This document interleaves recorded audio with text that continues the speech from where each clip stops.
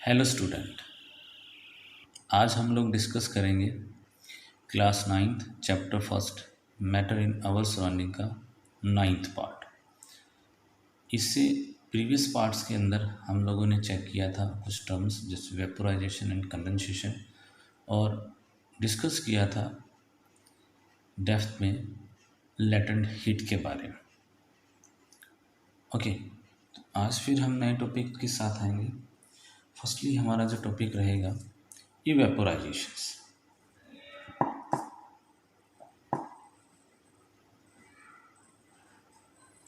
इवेपोराइजेशंस actually में हमने वेपोराइजेशंस पढ़ा हुआ है, बट ये है इवेपोराइजेशंस। तो देखते हैं ये इवेपोराइजेशंस क्या हमारे पास टेक्निकल टर्म्स है और इसकी क्या डेफिनेशंस बनती है। तो जैसे हम डेफिनेशंस को चेक करते हैं तो डेफिनेशंस हमारे पास बनती है the process in which a liquid change into vapour at temperature below its boiling point is called vaporisations. तो कहीं ना कहीं सिमिलरिटी यहाँ शो हो रही है वेपोराइजेशंस के साथ, क्योंकि वेपोराइजेशंस की डेफिनेशंस भी यही थी हमारे पास कि ये एक ऐसा प्रोसेस होता है जिसमें लिक्विड चेंज हो जाता है किसमें, वेपर के अंदर। बट यहाँ एक छोटी सी कंडीशन है, अगर आप टेम्परेचर्स को देखोगे temperature below its boiling point, जो उसका बॉइलिंग पॉइंट होता है उससे बिलो टेम्परेचर्स पे ये लिक्विड से वेपर में चेंज हो जाता है। तो इट मीन्स कहीं ना कहीं इवेपोराइजेशंस थोड़ा सा सिमिलरिटी या फिर डिससिमिलरिटी भी शो कर सकता है किसके साथ, वेपोराइजेशंस के साथ। इसको हम बाद में डिस्कस करते हैं। यहाँ पे एक इम्पोर्टेंट चीज़ आई है, वो क्या है, कहते हैं जो इवेपोराइजेशंस है इज ए एंडोथर्मिक प्रोसेस।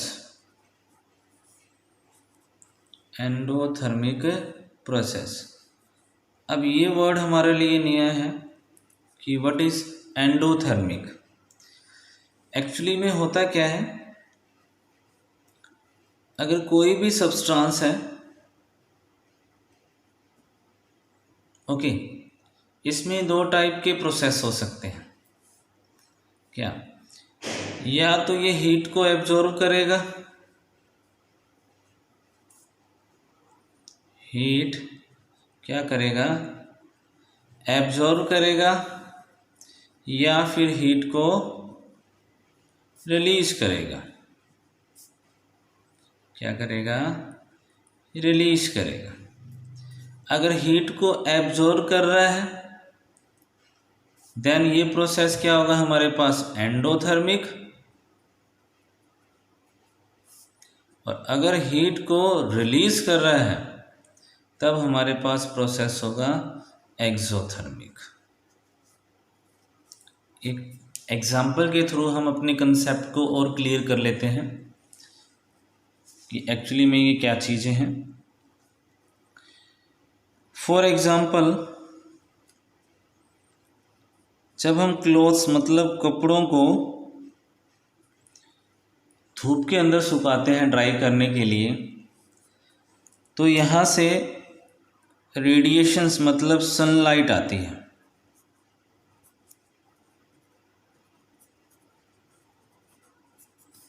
तो ये क्लोथ्स क्या है,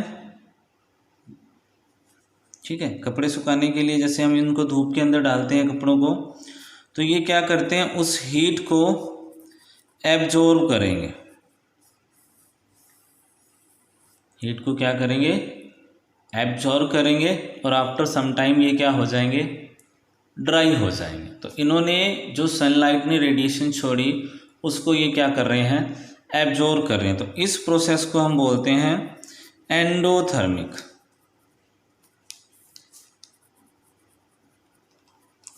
एंडोथर्मिक प्रोसेस। जैसे हम अगर वुड की बात करें, वुड को ऑक्सीजन की प्रेजेंस में बर्न किया जाता है, जलाया जाता है। बर्न करने के बाद हमें क्या मिलेगा, एक तो फॉर्म धुआं मिलता है, धुआं मिलता है ना हमें कार्बन डाइऑक्साइड का, और प्लस में हमें मिलती है हीट। ये प्लस सिस्टम ही हमें बताता है किसका, एक्सोथर्मिक का।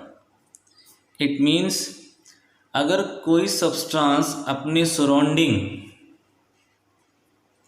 जो सब्सटेंस है वो सराउंडिंग मतलब जो उसका आसपास का एरिया है, अगर वहाँ से एनर्जी या फिर किसी बॉडी के कांटेक्ट में आने से एनर्जी को एब्जॉर्ब करे, तब इस प्रोसेस को हम बोलते हैं एंडोथर्मिक प्रोसेस। क्या बोलते हैं, एंडोथर्मिक प्रोसेस। और जहाँ सिस्टम सराउंडिंग नहीं, सिस्टम मतलब अपने आप एनर्जी जो यूज़ कर ले, जो सिस्टम एनर्जी प्रोवाइड करवाए, जिस सिस्टम पर हम वर्क कर रहे हैं, तो उसे हम बोलते हैं exothermic process. I think so आप लोगों को समझ आ गया होगा। अगर सिस्टम से एनर्जी रिलीज हो रही है तो वो एक्सोथर्मिक है, अगर सिस्टम को एनर्जी दी जा रही है, टेम्परेचर दिया जा रहा है प्रोसेस को कंप्लीट करवाने के लिए, देन वो हमारे पास क्या हो जाएगा, एंडोथर्मिक प्रोसेस। इस एग्जाम्पल को, क्लॉथ वाले को आप यहाँ भी एग्जाम्पल की फॉर्म में मेंशन कर सकते हैं। ओके, क्लियर हो गया। नेक्स्ट हम लोग डिफरेंस चेक करते हैं, किसमें, इवेपोराइजेशंस और वेपोराइजेशंस के अंदर। नेक्स्ट देखिए, डिफरेंस बिटवीन द इवेपोराइजेशन एंड वेपोराइजेशंस। तो लगभग सिमिलर से प्रोसेस दिखते हैं, बट इनमें डिफरेंस बहुत सारा होता है। देखिए क्या कहते हैं, जो इवेपोराइजेशन है वो टेक प्लेस ऑल टेम्परेचर्स, किसी भी टेम्परेचर्स पे ये प्रोसेस स्टार्ट हो सकता है। सेकंड, किसी भी टेम्परेचर्स पे ये प्रोसेस स्टार्ट हो जाता है। बट जो वेपोराइजेशंस होता है वो फिक्स टेम्परेचर्स पे होता है। इट मीन्स फॉर एग्जांपल, अगर वाटर बॉयल होगा, जिसका वेपोराइजेशन होगा, लिक्विड से वेपर बनेंगे, तो वो 100 डिग्री सेल्सियस पे ही उसके वेपर बनेंगे। इट मीन्स एक फिक्स टेम्परेचर्स पे, मैक्सिमम टेम्परेचर्स पे वो वेपर में चेंज होगा। बट इवेपोराइजेशंस में टेम्परेचर कम हो, ज़्यादा हो, बट प्रोसेस जरूर होगा। सेकंड, द टेम्परेचर्स में चेंज ड्यूरिंग वेपोराइजेशंस, द टेम्परेचर्स में चेंज ड्यूरिंग इवेपोराइजेशंस। टेम्परेचर्स चेंज भी हो सकता है, कम भी हो सकता है, ज़्यादा भी हो सकता है, ठीक है, प्रोसेस के अंदर। बट वेपोराइजेशंस में ऐसा नहीं होता, जो फिक्स टेम्परेचर्स है वो फिक्स ही रहेगा। तो during vaporisations does not change in temperatures change नहीं होगा। थर्ड हमारे पास आता है, vaporisation is the slow and silent process. जब भी, जैसे फॉर एग्जांपल, अगर हमने कपड़े सुखाए हैं धूप के अंदर, सनलाइट की प्रेजेंस में, तो वो स्लोवली आफ्टर सम टाइम हम देखते हैं कि कपड़े ड्राई हो जाते हैं, कोई आवाज़ नहीं आती है वहाँ से वाटर के वेपर बनने की। बट यहाँ अगर हम बात करें वेपोराइजेशंस में, तो एक तो ये बहुत जल्दी फास्ट होता है, वायलेंट होता है, साउंड आता है। ओके, पानी अगर बॉईल करेगा, वेपर में चेंज होगा, तो वहाँ से हमें साउंड प्रोड्यूस होगा। फोर्थ आता है, evaporation take place only on the surface of the liquid. तो वेपोराइजेशन जो होता है लिक्विड के सरफेस एरिया से स्टार्ट होता है। इवेपोराइजेशन लिक्विड से सरफेस एरिया से स्टार्ट होता है।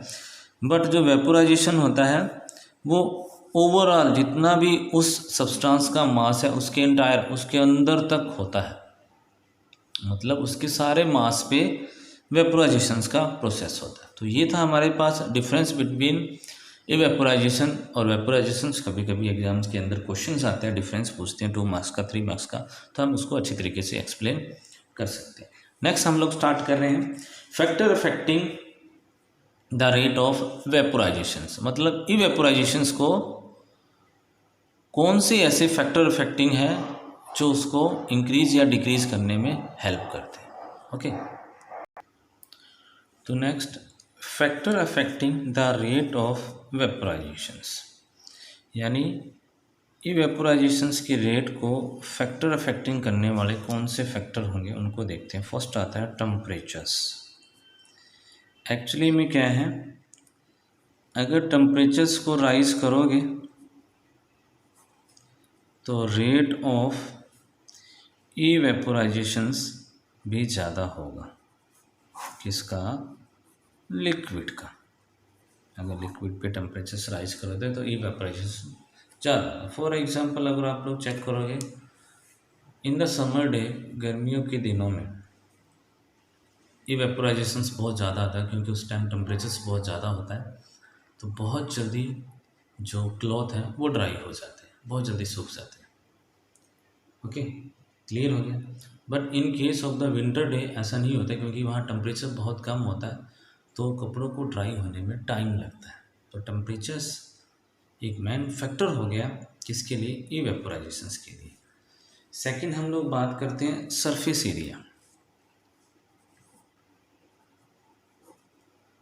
Surface area, surface area actually में सरफेस एरिया को हम लोग इस तरीके से भी समझ सकते हैं। अगर मान लो एक कप की बात की जाए, अगर हम एक कप की बात करते हैं, अगर एक कप में इवेपोराइजेशंस हो रहा है और एक प्लेट में वाटर का इवेपोराइजेशंस हो रहा है, ओके, तो यहाँ जो रेट होगी किसकी? इवेपोराइजेशंस की, वो क्या होगी? स्लो होगी। और यहाँ क्या होगी? फास्ट होगी। रीज़न, क्योंकि यहाँ का सरफेस एरिया लार्ज है और यहाँ का जो सरफेस एरिया है वो क्या है? स्मॉल है। ओके, क्लियर हो गया। तो इस तरीके से जो इवेपोराइजेशंस है वो डिपेंड करता है सरफेस एरिया। इसको आप इस तरीके से भी समझ सकते हो, अगर हम कपड़ों को फैला के ड्राई कराएंगे तो वो जल्दी सूखेंगे एज़ कम्पेयर टू फोल्डिंग अगर हम कपड़ों को रखते हैं तो। ओके, क्लियर है। नेक्स्ट हम लोग फैक्टर चेक करते। नेक्स्ट हमारे पास जो फैक्टर आता है जो इफेक्ट करेगा nature of the liquid.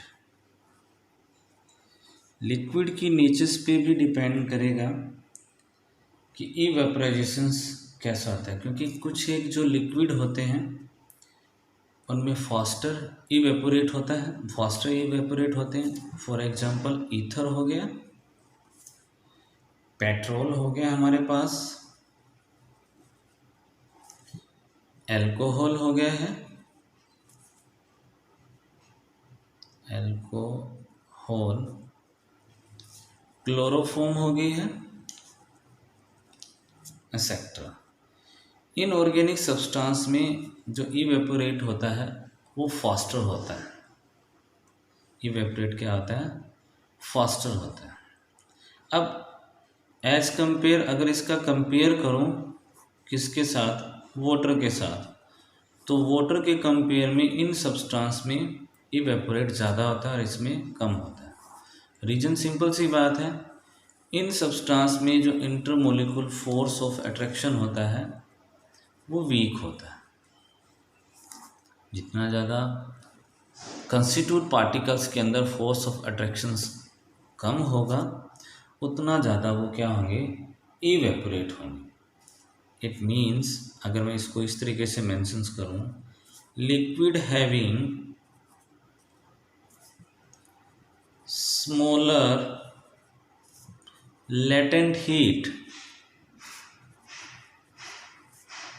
of vaporizations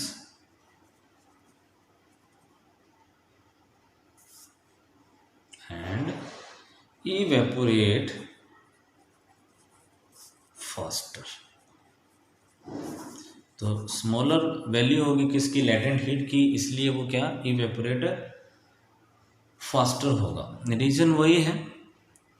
अगर हम बेसिकली लिक्विड्स की बात करें, कंपेयर करें उनके साथ, तो सिंपल सी बात है कि जो ईथर, पेट्रोल और एल्कोहल हैं ये बहुत जल्दी स्कैप हो जाते हैं due to the weak intermolecular force. But अगर हम पर्टिकुलर वाटर की बात करें, क्योंकि हमारा फैक्टर अफेक्टिंग वाटर पे ही चल रहा है, तो वाटर में ऐसा इसलिए होता है क्योंकि इसमें भी जो इंटरमोलिकुलर फोर्स होता है, जो इंटरमोलिकुलर फोर्स है वो क्या है, वीक है, जिसकी वजह से इवेपोरेट क्या होगा, फास्टर होगा। इवेपोरेट क्या होगा, फास्टर होगा। वो एक बाद की बात होती है, जब हम दूसरे सब्सटेंस के साथ कंपेयर करते हैं, तब दूसरे सब्सटेंस के इंटरमोलिकुलर फोर्स को भी चेक करना पड़ता है कि उसमें किस तरीके से ये सब चीज़ें होती हैं। ओके, ये सब चीज़ें ध्यान रखनी है। नेक्स्ट जो हमारे पास जो फैक्टर आ रहा है, वो फैक्टर है हमारे पास विंड स्पीड का।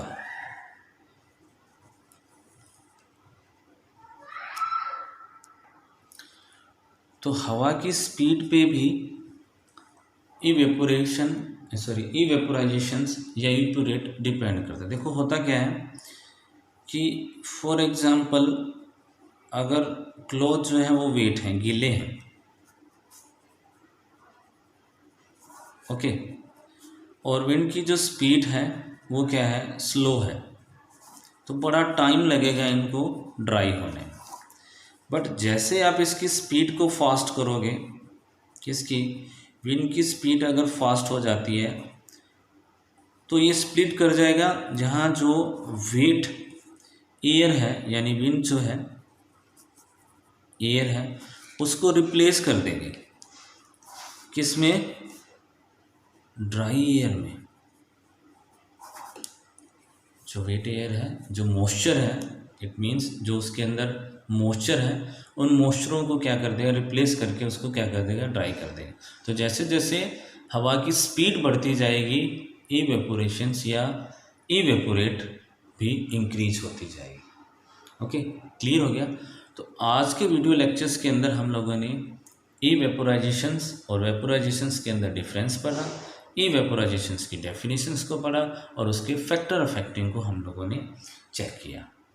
Okay, clear. I hope so आपको ये टॉपिक बहुत अच्छी तरीके से समझ आ गया होगा। ओके, अगर किसी भी टाइप की कोई भी प्रॉब्लम होती है तो कमेंट सेक्शंस में बताएं, उसका ज़रूर सॉल्यूशन होगा। Okay, thank you guys.